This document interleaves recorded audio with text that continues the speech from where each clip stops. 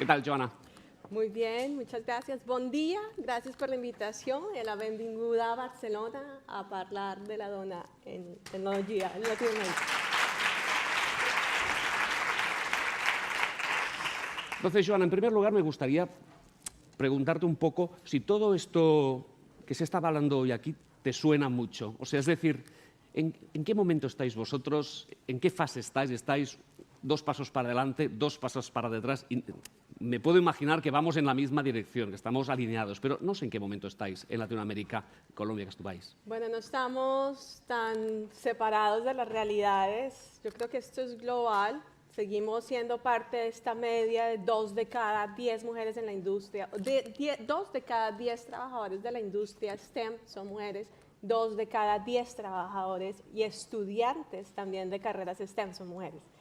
En Colombia, de donde yo vengo, tal vez tenemos un puntito más arriba frente a toda la media de Latinoamérica, pero esto es global, o sea, esta es la realidad que enfrentamos las mujeres en ciencia y tecnología. Así que me súper identifico con todo lo que han hablado hoy. Yo les contaré un poco también cómo estamos enfrentando allá en Latinoamérica todo este tema, porque soy una convencida del mensaje que creo que ha sido muy particular aquí, es que las mujeres somos el futuro. Las mujeres latinas también somos parte de ese futuro. Un aplauso, ¿no?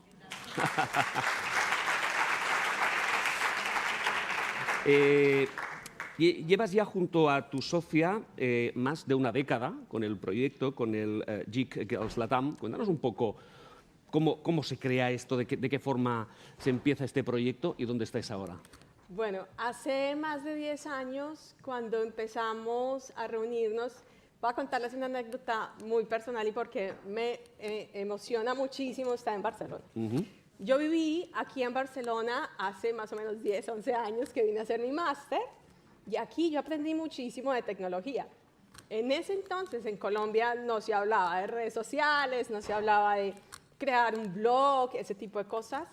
Y tuve la oportunidad cuando regresé de empezar a compartir en los eventos de tecnología lo que yo he aprendido acá y lo que yo veía. Y en ese encontrarme en eventos, resulta que mujeres eran muy pocas y que además nos atrevíamos a hablar de tecnología. Entonces nos fuimos uniendo esas pocas mujeres y nace el movimiento Geek Girls Latam, primero Colombia, y empezamos como a reunirnos, a hablar de ¿tú qué haces? ¿Tú qué haces?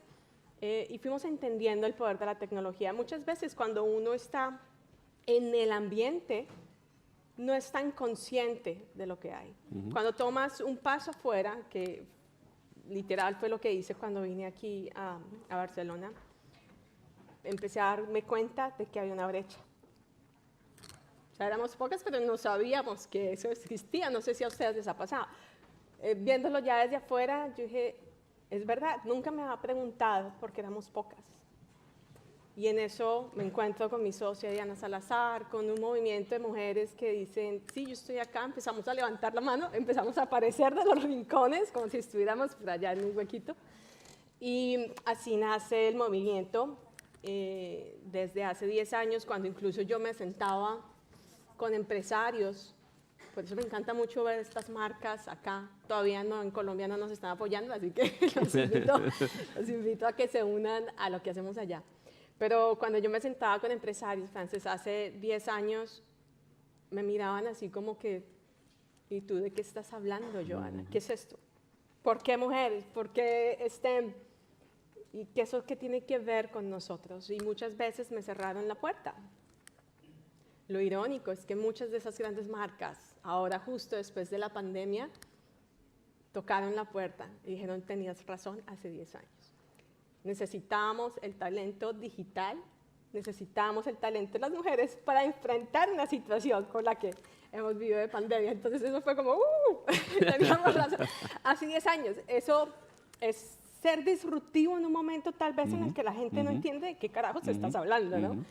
Y bueno, así nace Geek Girls. Empezamos con mujeres técnicas, es decir, mujeres netamente ingenieras. Luego dijimos, esto no es solamente de ingenieras, esto es un mundo muy diverso, muy abierto. Y empezamos a involucrarnos con mujeres de todas las disciplinas. Porque lo que entendimos era que el poder de la tecnología es el que tú necesitas entender, no importa si eres, no sé, veterinario, médico, lo que sea. Es cómo puedes transformar tu mundo y el de los que tienes alrededor a través de la ciencia y la tecnología. Y eso nos amplió muchísimo el espectro y el movimiento empieza a crecer. Nacimos en Bogotá, en la capital, pero muy pronto empezamos a crecer El Salvador, Panamá, Guatemala, Nicaragua, Honduras, Perú. Empezamos a expandirnos y nos dimos cuenta que habían más mujeres en Latinoamérica que estaban allí y que lo necesitaban, y simplemente empezó esto a crecer de una manera más que, ¿sabes? Las mujeres juntas somos más. 10 años de crear red, de, como decías, picar piedra, llamar a muchas puertas, ¿no? Que ahora, por suerte, se abren. 10 años después, supongo que estáis en un momento ya, no sé si dulce, pero más dulce que hace una década, seguro. ¿Cuáles son los siguientes pasos, las siguientes metas que os ponéis y a las cuales os queréis enfrentar? Bueno, los retos son enormes. Yo creo que aquí se han mostrado, son iguales allá.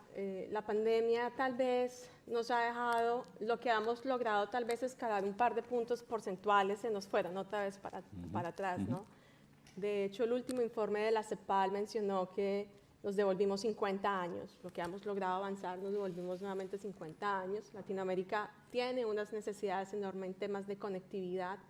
Somos obviamente muy rurales.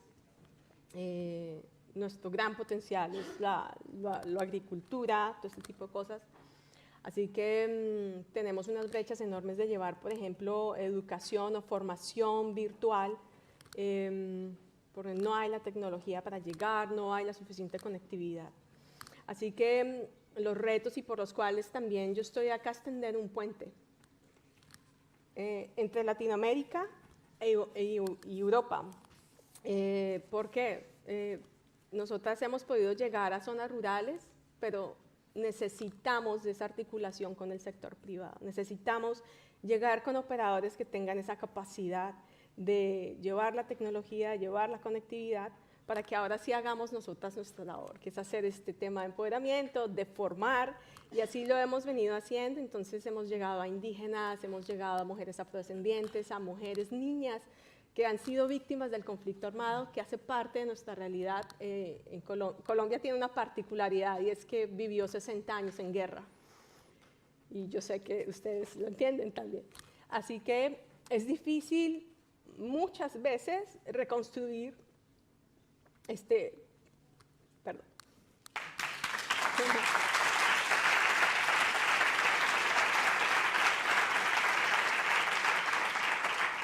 Hay que reconstruir un tejido social, ¿no? O sea, yo te puedo llevar un computador probablemente a casa, ¿no? Sí. Pero tienes una necesidad. Claro. No tienes una escuela, probablemente no tienes el alimento en casa, bueno, en fin, tus padres, etcétera. Pero bueno, eso hace parte de entender el contexto, de lo rico de hacerlo ahí. Al final valoras mucho más la acción, ¿no? Sí. Cuando empiezas a ver a estas niñas que hacen robótica. Tuvimos la oportunidad con unas niñas indígenas y vulnerables de enseñarles a hacer robótica a la distancia. Ajá. En pandemia, las organizaciones, obviamente las ONGs, de manera natural hacemos ese impacto uno a uno, es decir, nos desplazamos a las comunidades. En pandemia eso no fue posible.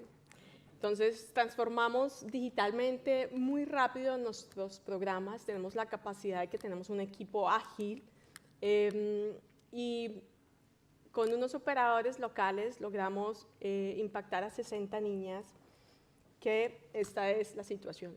En casa, en pandemia, papá, mamá, hijos, solo tenían un móvil para conectarse. Y tenían que escoger quién se conecta al teletrabajo, papá o mamá. Y quién toma la clase virtual de los 3 hermanitos.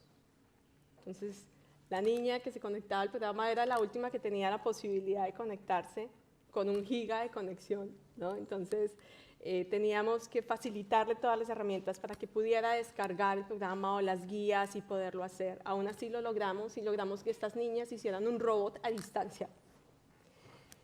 Y les quebraras esos paradigmas que tienen, ¿no? Entonces, eso es otro desafío. El aprendizaje debe quebrar los paradigmas de las personas haciendo.